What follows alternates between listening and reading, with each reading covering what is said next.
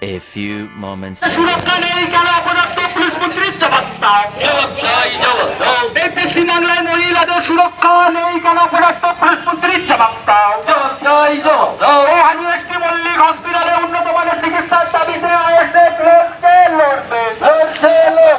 এই 100 দিনের কাজ পুনরায় চালু করতে হবে। এই কালা আইন আবার সংশোধনী আইন মানছি না, মানবো না। এই সাগরাইলের রাস্তা দ্রুত সংস্কার করতে হবে। এই সাগরাইলের রাস্তা সংস্কার হচ্ছে না কেন পিয়া পাল্টে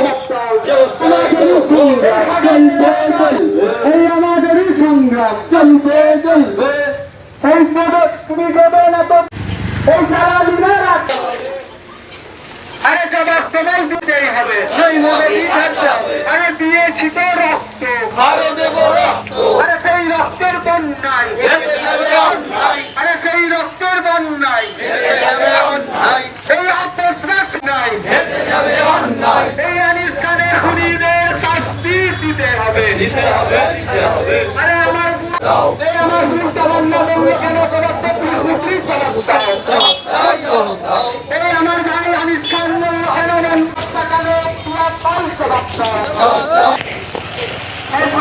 রাস্তা দুটো সংস্কার করতে হবে। এই আমার ভাই আনিস খান বলল কেন সমস্ত মেলে তাদের জবাব দাও।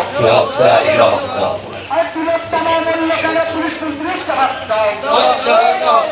এই সামান্য খুনিদের শাস্তির দাবিতে মহিলা সুরক্ষার দাবিতে আইএসএফ লড়বে। হাজিয়েছি মল্লিক হসপিটালে উন্নত মানের চিকিৎসার দাবিতে আইএসএফ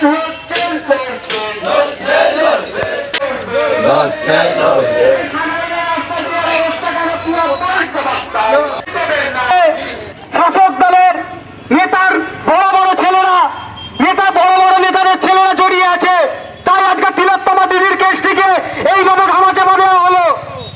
একের পর এক এই রাজ্যে ধর্ষণ থেকে নিয়ে খুন পর্যন্ত আজ এই পশ্চিমবাংলার বুকে নারী সুরক্ষা বলে কোনো জিনিস নেই। আমরা দেখেছিলাম কিছুদিন আগে কালীগঞ্জে উপনির্বাচন হয়েছিল। সেই উপনির্বাচনে আমাদের এক ছোট্ট 9 বছরের বোনটি বলি হয়েছিল। আজকে সেই আমার ছোট্ট বোন তামান্না, তার কি অপরাধ ছিল? তার একটাই অপরাধ ছিল যে তার বাবা বিরোধী পার্টি করেছিল। তাহলে কি আজকে এই রাজ্যে বিরোধী পার্টি করা কি তাহলে সব থেকে বড় অপরাধ? আজকে মাননীয়কে বলতে চাই,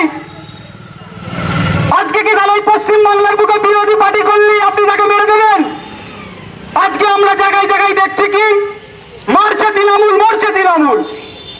আজকে এদের গোষ্ঠী কন্দলের কারণে এদের একের পর এক নেতা খুন হচ্ছে।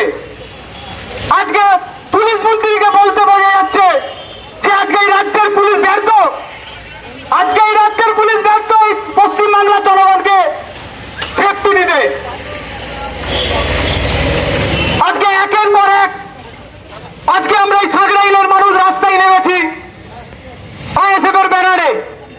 আজকে আমরা এই সাগরাইলের জনসাধারণ আজ কত বছর ধরে এই খারাপ রাস্তা, দেয়াল রাস্তার দাবিতে আমরা কতবার আমাদের মাননীয় পিয়াপালকে বলে এসেছি, কিন্তু উনি কোনো কর্ণপাত করছেন না। কারণ উনি যাচ্ছেন 4 চাকা করে, আমরা যাচ্ছি সাইকেলে করে, আমরা যাচ্ছি গাড়ি করে, তাই আমরা কষ্ট বুঝতে পারছি। আজকে আমাদের তো মাননীয় 4 চাকা করে চলে যাচ্ছেন, উনি কি বুঝতে পারবেন আজকে সাধারণ মানুষের কষ্ট? আজকে সাগরাই স্টেশন থেকে নিয়ে এইদিকে মানিকপুর, এইদিকে আন্দুল পর্যন্ত রাস্তার কি বেহাল অবস্থা হয়ে আছে। আজকে কি আমাদের মাননীয় এমএলএ দেখতে পাচ্ছেন না? আজকে দেখতে পেয়েও চুপ করে আছেন উনি। আজকে আপনাকে বলতে হবে যে আর কতদিনে সাগরাইলের মানুষ এই রাস্তার ভোগান্তির শিকার হতে হবে। আজকে আমরা দেখতে পাচ্ছি যে আর একটা বিষয় নিয়ে খুব আলোচনা হচ্ছে পাড়ায় পাড়ায়। শাসক দলের নেতা কর্মীরা দেখবেন প্রতিটি মানুষকে ভুল বোঝাচ্ছে এসআইআর এর নামে। বলছে না যে এসআইআর করে মানুষকে বার করে দেবে, মুসলমানদের বার করে দেবে, হিন্দুদের বার করে দেবে। আরে এই ভারতবর্ষ কি মমতা ব্যানার্জির বাপের না মোদীর বাপের যে আজকে আমাদেরকে বার করে দেবে? আমার বাপ দাদারা এই দেশের জনগণ ছিল, তারা এই দেশের সাধারণ জনগণ। আজকে এসআইআর এই দেশে একবার নয়, দুবার নয়, বহুবার হয়ে গিয়েছে।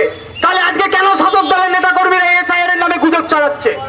কর্মীদের মিছিল করে বলছে যে এসআইআর এর নামে মুসলমানদের পার করে দেবে। কিচ্ছু হবে না, কেউ ভয় খাবেন না। আজকে যদি এনআরসি বন্ধ হয়ে থাকে পশ্চিম বাংলার বুকে, সেটা একমাত্র ব্যক্তির জন্য বন্ধ হয়েছে, সেটা হচ্ছে নওশাদ সিদ্দিকী ভাইজান। আজকে মমতা ব্যানার্জি কিন্তু সুপ্রিম কোর্টে কেস করতে চাইনি এনআরসির বিরুদ্ধে। উনি শুনে রাজপথে নাটক করে গিয়েছে, ঠিক যেমন অকাপ সংশোধনী বিলের নামে নাটক করে গিয়েছে। আজকে অকাপ সংশোধনী বিলের নামে একবারও সুপ্রিম কোর্টে যাননি উনি, না আমাদের বিধানসভায় নিন্দা বিল পাস করিয়ে সুপ্রিম কোর্টে গিয়েছেন। আজকে অকাপ সংশোধনী বিলের নামে উনি কি বলেছিলেন মুর্শিদাবাদে গিয়ে, যদি অকাপ সংশোধনী বিল নিয়ে কেউ আন্দোলন করে তার থেকে বড় দুশ্মন কেউ হবে না। তা আপনাকেও বলে দিতে চাই মমতা ব্যানার্জি, এই অকাপ সংশোধনী বিল আজকে এই সাধারণ পশ্চিমবাংলার মানুষ যেমন আন্দোলন করছে করে সেরকম পুনরুদ্ধার করে ছাড়বে। আপনাকে বলে রাখলাম, যে সমস্ত সংগ্রামী বন্ধু এবং সাধারণ মানুষ আমাদের ডাকে সাড়া দিয়ে আপনাদের দৈনন্দিন জীবনের কষ্টটাকে সামনে রেখে আমাদের এই মিছিলে পা মিলিয়েছেন, আপনাদের সকলকে সংগ্রামী অভিনন্দন ও শুভেচ্ছা। বলার অনেক কিছু আছে, সময় সংক্ষেপ। আজ সাঁকরাইলবাসী বহু আগে থাকতেই এই তৃণমূলকে ভোট দিয়ে আসছে। বহু আগে থাকতেই তৃণমূলের এমএলএ দিয়েছে সাঁকরাইলবাসী। তো সাঁকরাইলবাসী কি পেল? সংবিধান যেখানে আমাদের জন্য শিক্ষা, স্বাস্থ্য, অন্য বাসস্থান শুনে সাঁকরাইলবাসী বঞ্চিত কেন? কখনো ভিন্ন রাজনৈতিক দল করার জন্য, কখনো তার সমর্থনে কথা না বলার জন্য, কখনো ধর্মের নামে, তো কখনো ধর্মের নামে বিভিন্ন সময় আমাদের মাঝে আমাদেরকে লাগিয়ে দেওয়া হচ্ছে। চাই জাতি, ধর্ম, বর্ণ নির্বিশেষে সকল সাধারণ মানুষকে জানাবো, সকল সাধারণ মানুষকে জানাই আহ্বান, আপনারা আসুন। ইন্ডিয়ান সেকুলার ফ্রন্ট আপনাদেরকে যে ঐক্যের প্ল্যাটফর্ম দিচ্ছে, এখানে আজকের এই পদযাত্রাটা করার জন্য ধন্যবাদ জানাবো সাঁকরাইল থানার প্রশাসনকে। দীর্ঘ 3 থেকে 4 কিলোমিটার আমরা হাঁটলাম, প্রশাসন আমাদেরকে সহযোগিতা করেছেন। ইন্ডিয়ান সেকুলার ফ্রন্টের পক্ষ থেকে প্রশাসন ভাইদেরকে ধন্যবাদ জানাই। আজকে আমরা আইএসএফ এর পক্ষ থেকে ছোট্ট একটা কর্মসূচি নিয়েছি, শুধু সাঁকরাইলে নয়, টোটাল রাজ্য জুড়ে আমাদের কর্মসূচি চলছে বিভিন্ন দাবি দাবা নিয়ে। আজকে সাঁকরাইলে যে দাবি দাবা নিয়ে আমরা পথে নেমেছি, আমাদের আইএসএফ এর দাবি দাবার সঙ্গে বর্তমান সরকারের কি তফাৎ আজকে আপনারা দেখলেই সেটা বুঝতে পারবেন। আইএসএফ এর কর্মীরা আজকে মাঠে নেমেছে, রাস্তায় নেমেছে সাঁকরাইলের মানুষের জন্য। রাস্তার এই যে দুর্দশা, দুরবস্থা, মানুষ কিভাবে ভালোভাবে একটু রাস্তায় চলাফেরা করবে, সাথে সাথে সাঁকরাইলের স্বাস্থ্যকেন্দ্র, হাজি এসটি মল্লিক হসপিটালে যে দুর্দশা, দুরবস্থা, তার জন্য আইএসএফ এর ছেলেরা হসপিটালের মান উন্নয়ন করার জন্য, চিকিৎসার মান উন্নয়ন করার জন্য পথে নেমেছে। আমরা পথে নেমেছি, আইএসএফ এর কর্মীরা পথে নেমেছে। শুধু তাই নয়, বাংলার আমাদের বোন, ভারতবর্ষের সুকন্যা, আমার তিলোত্তমা বোন খুন হয়ে গেল। দীর্ঘ 1 বছর কেটে যাওয়ার পর অপদার্থ রাজ্য সরকার, অপদার্থ কেন্দ্রীয় সরকার আমার বোনের বিচার পাইয়ে দিতে পারেনি। শুধু তাই নয়, কিছুদিন আগে তামান্না বোন খুন হয়ে গেল, তারই বিচারের দাবিতে আমরা পথে নেমেছি। 100 দিনের কাজ, জনগণের কাছে যে কাজ আবার নতুন করে ফিরিয়ে দেওয়া হয়, 100 দিনের কাজ যাতে চালু করা যায়, তারই দাবি দাবা নিয়ে আমরা পথে নেমেছি। শুধু তাই নয়, রাজ্যে যে আইন শৃঙ্খলা অবস্থা, এটাকে ঠিক করার দাবিতে আমরা পথে নেমেছি। আইএসএফ এই কর্মকাণ্ড নিয়ে পথে নেমেছে। ভাবলে অবাক হবেন, আমরা পথে নেমেছি তিলোত্তমার বিচার পাইয়ে দেওয়ার জন্য, কিন্তু অবাক হয়ে যাবেন, মমতা ব্যানার্জি এবং তৃণমূল কংগ্রেসের নেতারা লক্ষ লক্ষ কোটি কোটি টাকা খরচ করে উকিল লাগিয়ে রেখেছিল তিলোত্তমা ধর্ষণকারী যাতে শাস্তি না পায়, তার জন্য উকিল লাগিয়েছিল। তফাৎ এই জায়গায় রাস্তায় নেবে মিথ্যাভাবে আন্দোলন করছে মমতা ব্যানার্জি এসআইআর যাতে না হয়। ওদিকে শুভেন্দু অধিকারী এসআইআর করার জন্য পথে নামছে। এরা দুজনে নাটক করছে কেবলমাত্র মানুষগুলোকে বিপদে ফেলার জন্য। প্রকৃতভাবে মানুষ কিভাবে উন্নত হবে সেদিকে এদের চিন্তা নাই। তাই দুটো একটা কথা, অনেকটা পথ আমার ভাইরা হেঁটেছে, এরপরে বেশিক্ষণ আলোচনা করার সময় নেই। সাঁকরাইলবাসীকে ভাবতে বলবো, আজকে হাজী এসটি মল্লিক হসপিটালের মান উন্নয়ন করেনি কেন, এটা ভাবতে হবে। তৃণমূল কংগ্রেস ভাবছে এদেরকে ভিক্ষা দিই, 1000 টাকা লক্ষ্মীর ভান্ডার দিই, এরা শুধু ভোটার, এদের কথা ভাবতে হবে না। হাজী এসটি হসপিটালে তো মল্লিক হসপিটালে গরিব মানুষেরা যায়, এই হসপিটালের মান উন্নয়ন করেনি। কিন্তু সাঁকরাইলের মানুষ যে এমএলএ কে ভোট দিয়ে জেতাচ্ছে, যে তৃণমূল কংগ্রেসের সুপ্রিমোকে ভোট দিয়ে জিতাচ্ছে, যে যুবরাজকে ভোট দিয়ে জিতাচ্ছে, সে হাজী এসটি হসপিটাল মল্লিক হসপিটালের মান উন্নয়ন করেনি। সে কোথায় চিকিৎসা করতে যায় জানেন? তার চোখের চিকিৎসা করতে দুবাইয়ে চলে যায়, আমেরিকায় চলে যায়। তাই তার গ্রাহ্য নাই, তার চিন্তা ভাবনা নাই হাজী এসটি হসপিটালটা ঠিক করতে হবে, কারণ এখানে তো গরিব মানুষেরা চিকিৎসা করে। এটা আপনাদেরকে ভাবতে হবে। শুধু তাই নয়, আস্তে আস্তে রাজ্যে সমস্ত স্কুলগুলো আস্তে আস্তে বন্ধ হয়ে যাচ্ছে। এদিকে মমতা ব্যানার্জির কিন্তু লক্ষ্য নাই, তৃণমূল কংগ্রেসের কোনো নেতা নেত্রীর লক্ষ্য নাই। কেন? স্কুল যদি বন্ধ হয়ে যায়, সাঁকরাইল কেন গোটা রাজ্যের গরিব মানুষরা বিপদে পড়বে। আপনার পিয়াপালের ভাই, তার ভাইপো, তার ছেলে বড় বড় স্কুলে পড়াশোনা করবে। মমতা ব্যানার্জি দলের নেতাদের ছেলেরা বড় বড় স্কুলে পড়াশোনা করে। তাই জন্য গ্রামীণ স্কুলের প্রাথমিক স্কুল, হাই মাদ্রাসার দিকে তাদের চিন্তা ভাবনা নাই। আপনাদেরকে ভাবতে বলবো, কতদিন আর এইভাবে আপনারা ভুল বুঝে থাকবেন? তাই বিশেষ করে আইএসএফ যে কর্মকাণ্ডগুলো করে যা মাঠে নেমেছে, কাদের জন্য? এই সাঁকরাইলে এই রাস্তার অবস্থা এতদিন খারাপ কেন? আপনাদের উচিত ছিল বিধায়ককে রাস্তায় দাঁড় করিয়ে জিজ্ঞাসা করা। আপনারা করেননি কেন? আপনি 4 চাকায় করে হাঁটছেন, বুথের ভিতরে ঢুকে মাফিয়ার মতো গুন্ডামি করে একটা মহিলা আপনি বুথ দখল করে জিতলেন। আপনাকে জিতালাম। আমার রাস্তার অবস্থা এইরকম কেন? আপনাদের উচিত পিয়াপালের থেকে জিজ্ঞাসা করা। ঠিক বলছি না ভুল বলছি? রাস্তা ঠিক হয়ে গেলে তো আমাদেরকে রাস্তায় আসতে হতো না, আমাদেরকে রাস্তায় নামতে হতো না। আগামী দিনে আপনাদের দায়িত্ব পিয়াপালকে জিজ্ঞাসা করা, যেহেতু আপনার ব্লকের তিনি অভিভাবক। ঠিক বলছি তো? হাজী এসটি মল্লিক হসপিটাল দুর্দশা কেন? আপনার বিধায়িকাকে জিজ্ঞাসা করা দরকার।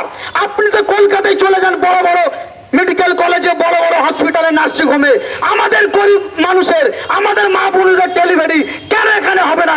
এই উত্তর আপনাকে দিতে হবে। জিজ্ঞাসা করার দরকার আছে না নাই? জিজ্ঞাসা করবেন, ভদ্র ভাষায় ওনাকে জিজ্ঞাসা করবেন, অধিকার আছে। সাথে সাথে একটা কথা বলি, আমি শেষ করছি। আমার নাজিম ভাই একটা কথা বললেন, এসআইআর নামে অনেক রকম নাটক হচ্ছে। এটা অনেক ভাই মিডিয়া করছেন, মাইকের আওয়াজ অনেক দূর পর্যন্ত যাচ্ছে, পুলিশ আধিকারিকরা রয়েছেন, আইবির লোক আছে, প্রত্যেকের কাছে আমি আর কথাটা শোনার জন্য অনুরোধ করছি। এবং সাধারণ মানুষ, এসআইআর এটা নিয়ে বিভ্রান্ত হবেন না, বারবার বলছি।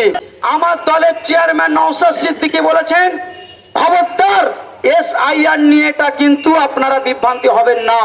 ঠিক 2021 সালে সিএ নাম করে যেভাবে মমতা ব্যানার্জি ভোট ধরেছিল, ভোট ধরা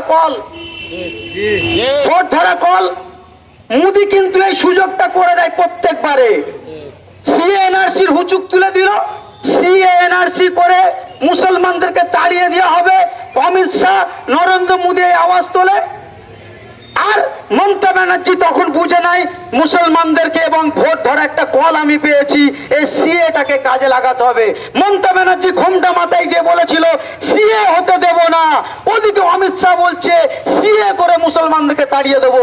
এই দু নোংরা পাইলটি পলিটিক্স খেলে 2026-এ মমতা ব্যানার্জি সরকারে এসেছিল। এই সুযোগটা 2021-এ ক্ষমতায় এসেছিল, এই সুযোগটা নরেন্দ্র মোদী করে দিয়েছিল। আবার 2026-এ এসআইআর এর নাম করে নোংরা একটা রাজনীতি চলছে, ভোট ধরা কল। ঠিক ফলো করে দেখুন, 2021-এ 1 বছর আগে থেকে সিএ এই হুচুকটা তুলেছিল। আবার দেখুন 7-8 মাস বাকি আছে 2026 ভোট, আবার একটা আওয়াজ তুলেছে SIR শুনিয়ে দেবো। আর মমতা ব্যানার্জি বলছে না আমি এখানে SIR হতে দেব না। এটা সম্পূর্ণ একটা নোংরা খেলা এদের, যাতে নরেন্দ্র মোদী সরকার, অমিত শাহ সরকার, শুভেন্দু অধিকারী এই যে হুচুকটা তুলেছে SIR করে মুসলমানদেরকে তাড়িয়ে দেব, যাতে হিন্দু ভাইদের ভোটগুলো ওর কাছে যায়। আর মমতা ব্যানার্জি আওয়াজ তুলছে SIR হতে দেব না, মুসলমানদের পাশে আমি আছি, মুসলমানদের পাশে আসি। এই কথা বলে মুসলমান বোকা মানুষরা ভাববে এই তো মমতা ব্যানার্জি আমাদের হয়ে কথা বলছে, চলো 2021-এর মতো 26-এ একে ভোটটা দাও। ঠিক বলছি না ভুল বলছি? এই চক্রান্তে পা দেবেন না। যারা প্রকৃত ভোটার, যারা ভারতবর্ষের নাগরিক, তারা কেউ ভারতবর্ষ থেকে যাবে না। আমার এক ভাই বললেন না, কারুর বাপের ঘাড়ে ক্ষমতা নাই ভারতবাসীকে এখান থেকে তাড়াতে পারে। তাই এটা নিয়ে আপনারা চক্রান্তে পড়বেন না, এই কথাই কান দেবেন না। সাথে সাথে একটা কথা আপনাদেরকে স্মরণ করে দিয়ে যাচ্ছি, মাইকের আওয়াজ অনেক দূর পর্যন্ত যাচ্ছে। আপনারা দোকানে যারা আছেন, মাইকের আওয়াজ যারা শুনছেন, একটা কথা বললে বুঝতে পারবেন। দীর্ঘদিন আপনার ভাবেন এটা তার উল্টো। মমতা ব্যানার্জি বলেছিলেন আমি সরকারে আসলে মুসলমানদের 10,000 মাদ্রাসার অনুদান দেব, বলেছিল না বলেনি? কথা বলুন।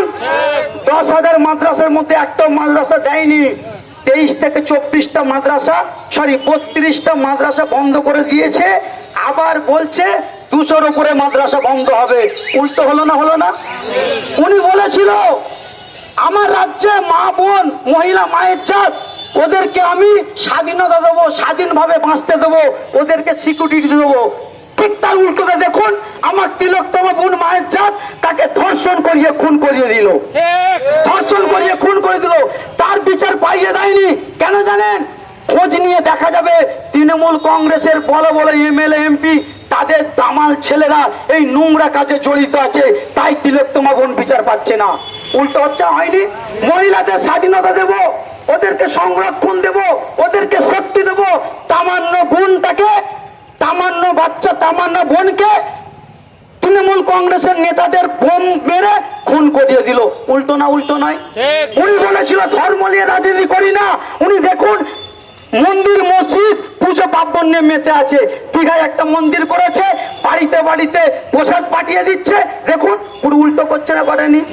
বলেছিল আমি ক্ষমতায় আসলে পশ্চিমবাংলার জনগণের কাজ দেবো, কর্মসংস্থান বাড়াবো। আমি এই মাইকের মাধ্যমে জানতে চাই যে সকল তৃণমূলের দালালরা আমার কথাটা শুনছেন, তাদের থেকে প্রশ্ন ছুড়ে দিচ্ছি। 13 বছর 14 বছর মমতা ব্যানার্জি ক্ষমতায় এসেছে, উনি বলেছিল আমি কর্মসংস্থান বাড়াবো, কলকারখানা করব। আমি জানতে পাবেন না উনি একটা কর্মসংস্থান কারখানার ফিতে কেটে উদ্বোধন করেছে, দেখাতে পারবেন না। এটা দেখতে পারবেন গুন্ডামি করার জন্য ক্লাব ঘরে উদ্বোধন করেছে, মন্দিরের ফিতে কেটেছে, মাতালদের চাষ করেছে, কিন্তু কর্মসংস্থান করেছে একটাও আপনি দেখাতে পারবেন না। তারপরেও যদি কিছু মানুষ মনে করেন মমতা ব্যানার্জি আপনাদের পাশে আছে, ভেবে দেখতে বলবো। উনি যেটা বলেছিল সেটা তার উল্টো। উনি বলেছিল আমি যখন আছি বিজেপিকে রাজ্যে আসতে দেব না, বলেছিল না বলেনি? ভেবে দেখুন, সম্পূর্ণ গুজরাটে যেটা হয়, উত্তরপ্রদেশে যেটা হয়, আস্তে আস্তে মমতা ব্যানার্জি আমার পশ্চিম বাংলায় সে কর্মকাণ্ডগুলো আস্তে আস্তে চালিয়ে যাচ্ছে। তৃণমূলের কিছু নেতারা পশ্চিম বাংলায় কিছু হলে রাস্তায় নেবে, বলে রাস্তায় নেবে গিয়ে কি বলে বিজেপির বিরুদ্ধে লড়াই, বাংলাকে উত্তরপ্রদেশ হতে দেব না, বাংলাকে গুজরাট হতে দেব না। এই কথাগুলো বর্তমান তৃণমূলের শাসক দলের কিছু দালাল নেতারা এই কথা বলে বেড়ায়। কিন্তু আমরা কি দেখলাম দুর্গাপুরে, ঠিক উত্তরপ্রদেশের মডেলে দুর্গাপুরে 4-5টা মুসলিম ছেলেকে RSS এর ছেলেরা ওপেন ভাবে রাস্তায় দড়ি দিয়ে বেঁধে তালি ধরে উল্টো পাল্টা ভাবে তাদের উপরে অত্যাচার করলো। আমি জানতে চাই উত্তরপ্রদেশের সঙ্গে পশ্চিম বাংলার তফাৎটা কোথায়? ঠিক বলছি না ভুল বলছি? মমতা ব্যানার্জি বলেছিল পশ্চিম বাংলায় আমি উত্তরপ্রদেশ হতে দেব না। টুমজুড়ে একটা স্কুলের মধ্যে আমার একটা বোন হিজাব পরে গিয়েছিল, সেই জায়গায় তার হিজাব ধরে টেনেছে। হয়েছে না হয়নি? উত্তরপ্রদেশের মতো পশ্চিম বাংলায় যেখানে সেখানে রামনবমীর নামে উল্টো পাল্টা ভাবে দাঙ্গা হচ্ছে, পশ্চিম বাংলার সঙ্গে উত্তরপ্রদেশের তফাৎ কোথায় আমি জানতে চাই। সর্বশেষ কথা আমার এটাই, পশ্চিমবাংলায় কিন্তু তৃণমূলে আর বিজেপিতে দ্বন্দ্ব নয়। ভেবে দেখবেন, তৃণমূল আর বিজেপিতে দ্বন্দ্ব নয়। কে বলেছে পশ্চিমবাংলায় তৃণমূল আর বিজেপিতে দ্বন্দ্ব? আরে ভাই, পশ্চিমবাংলায় বিজেপিতেই দ্বন্দ্ব। কারণ পশ্চিমবাংলার তৃণমূলের মন্ত্রীরা যারা বিজেপিতে গেছে, সব কথা তো তৃণমূল থেকেই গেছে। আপনি বলুন, সহযোগিতা আজকে করেছে, এদেরকে আমি সর্বপ্রথমে পুলিশ প্রশাসনকে ধন্যবাদ জানিয়েছি। সাথে সাথে পুলিশ প্রশাসন ভাইদেরকে একটা অনুরোধ করব, আপনারা আর কতদিন দালালি করবেন? প্রশাসন ভাইরা আর কতদিন দালালি করবেন? আপনাদের যিনি সর্বোচ্চ পুলিশ অফিসার কমিশনার, তাকে শুভেন্দু অধিকারী শুয়োরের বাচ্চা বলে গালি দিল, আপনাদের গায়ে লাগে না? আপনারা কি প্রকৃত শুয়োরের বাচ্চা? এত বড় কথা বলেছে, আমাদের বুকে লাগছে, আপনার বুকে লাগে না? আপনাদের উচিত এই কাঁটাটাকে গর্দন ধরে জেলে পুরে দেওয়া। আপনারা এখনো মমতা ব্যানার্জির দালালি করে, মমতা ব্যানার্জির ছেড়ে দেওয়া গুন্ডাটা দালালি করছেন আপনারা। আপনাদের অনুব্রত আপনাদের মা বোনেদেরকে নোংরা ভাষায় গালিগালাজ করলো, তারপরেও পুলিশ প্রশাসন আপনারা তার দালালি করছেন। আপনারা বাড়িতে গিয়ে আপনার স্ত্রী বাচ্চাদের কাছে কিভাবে মুখ দেখান? এটা আমার প্রশ্ন। কিভাবে মুখ দেখান? পুলিশ কমিশনারকে শুয়োরের বাচ্চা বলেছে, ভারতবর্ষের সংবিধান বিরোধী কাজ করেছে। পুলিশ প্রশাসন আমাদের দেশের সম্পদ, তাদেরকে আমরা স্যালুট করি। আমার পার্টির প্রতিষ্ঠাতা পীরজাদা আব্বাস সিদ্দিকী, আমার দলের চেয়ারম্যান পীরজাদা নওশাদ সিদ্দিকী সর্বসময় আমাদেরকে প্রশাসনকে স্যালুট করতে বলেন, প্রশাসনকে সহযোগিতা করতে বলেন। তাই আমরা সর্ব জায়গায় এই প্রশাসনের অনেক অত্যাচার আমরা সহ্য করি না? এই পিয়াপালের দালালি করে আমাদের ছেলেদেরকে অনেকভাবে মিথ্যা কেস দিয়েছে না, দেয়নি? তারপরেও আমরা আমাদের দুই ভাইয়ের আদেশ মেনে প্রশাসনকে আমরা স্যালুট করি। কিন্তু প্রশাসনের কাছে অনুরোধ, আপনারা কবে আর চেঞ্জ হবেন? আপনারা চেঞ্জ হন। আপনাদের উপরে পশ্চিমবাংলার 10 থেকে 12 কোটি মানুষ ভরসা করে, ভারতবর্ষের কোটি কোটি মানুষ প্রশাসনের উপরে ভরসা করে। আজকে পশ্চিমবাংলার পুলিশ অফিসারের যিনি সর্বোচ্চ পদে বসে আছেন, তিনাকে শুয়োরের বাচ্চা বলে গালিগালাজ করলো। আপনাদের শরীরের চামড়া কতটা মোটা হয়েছে এখন আপনাদের গায়ে লাগেনি? আমি জানতে চাচ্ছি, আপনারা যদি মনে করেন মমতা ব্যানার্জি আপনাদেরকে চাপ দিয়ে অনৈতিক কাজ করাচ্ছে, দাঙ্গা লাগাবার চেষ্টা করছে, যারা গুন্ডামি করছে, আপনাদেরকে উপরে অত্যাচার করছে, আপনাদেরকে ব্যবহার করাচ্ছে, আপনারা লিখিত একবার আসুন না আমার নওশাদ ভাইজানের কাছে, আসুন না একবার আমাদের আব্বাস সিদ্দিকীর কাছে, যে ভাই আমাদের উপরে অত্যাচার করছে, একবার আসুন, আমরা গণতান্ত্রিক পদ্ধতিতে আপনাদের উপরে যারা অত্যাচার করছে তাদের চাপড়া ঢিলা করে দেবো। ঠিক বলছি না ভুল বলছি? আপনাদেরকে আমরা স্যালুট করি। প্রশাসন ভাইদেরকে বলবো, আপনারা আমাদের দেশের সম্পদ, আপনারা আমাদের দেশের সম্পদ। আপনারা যদি মনে করেন আমার ভারতবর্ষের পুলিশ প্রশাসন, আমার পশ্চিমবাংলার পুলিশ প্রশাসন যদি মনে করে ওনাদেরকে যদি ঠিকভাবে কাজ করতে দেওয়া হয়, আইন মেনে যদি কাজ করতে দেওয়া হয়, এই সাগরাইলের কথা বলছি, আমি হাওড়া জেলার কম বেশি প্রত্যেকটা অফিসারকে আমি কম বেশি চিনি, প্রত্যেকের সঙ্গে আমার সম্পর্ক আছে, প্রত্যেকে আমি চিনি, তিনারা কাজ করতে চাই। এই সাগরাইল অফিসারের কথা বলছি, ওনাকে যদি ঠিকভাবে আইন মেনে কাজ করতে দেওয়া যায়, এই পিয়াপাল থেকে শুরু করে এই সকল দালালগুলা রাস্তায় বেরোতে পারবে না। এরা যে অন্যায় করছে, এরা রাস্তায় বেরোতে পারবে না। কিন্তু পুলিশ ভাইদেরও তো পরিবার আছে, তিনাদেরও তো সংসার আছে, তিনাদেরকে চাপ দেওয়া হয়। আপনারা কি মনে করেন আমার গায়ে লাগছে? একটা পুলিশ অফিসারকে শুয়োরের বাচ্চা বলেছে, আমার গায়ে লাগছে, আমার কষ্ট হচ্ছে, আমাদের কষ্ট হচ্ছে। এই পুলিশ প্রশাসন, এই সিভিক ভাইদের কি কষ্ট হয়নি? এদেরও কষ্ট হচ্ছে। এরা কিছু বলতে পারছে না, কিছু বললে এদেরকে ট্রান্সফার করে দেবে, জঙ্গল মহলে পাঠিয়ে দেবে, এদের পরিবারের উপরে অত্যাচার করবে, তাই এরা কিছু বলতে পারছে না। কিন্তু আমাদের নওশাদ সিদ্দিকী 294টা পশ্চিমবাংলায় বিধায়ক আছে, 294টা এক। বিজেপি আর তৃণমূলের মধ্যে ফারাক নাই। কারণ আপনারা জানেন বিজেপির এমএলএ আপনি হিসাব করতে পারবেন না, কখন তৃণমূলে কখন বিজেপিতে, এদের হিসাব পাবেন না। এরা ভাই ভাই। আগেই বলেছি পশ্চিমবাংলায় বিজেপি বলে কিছু নাই, তৃণমূলটাই বিজেপিতে গিয়ে এদের দুজন মিলে নোংরা খেলা খেলছে। তাই 294টা বিধায়ক